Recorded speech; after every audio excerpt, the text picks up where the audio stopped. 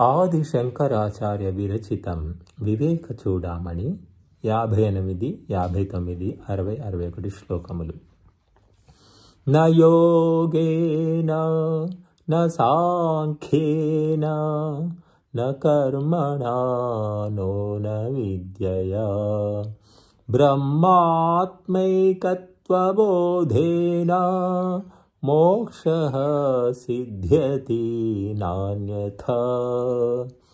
వీణాయా రూపసౌందర్యం తంత్రీవాదన సౌష్ఠవం ప్రజారంజనమాత్రం తన్న సామ్రాజ్యాయ కల్పతే.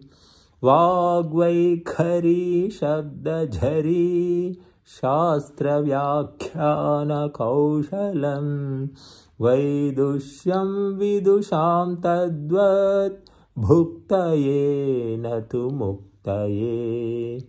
అవిజ్ఞాతే పరే తత్వే శాస్త్రాధీతిస్తు నిష్ఫలా. విజ్ఞాతేపి పరే తత్వే శాస్త్రాధీతిస్తు నిష్ఫలా.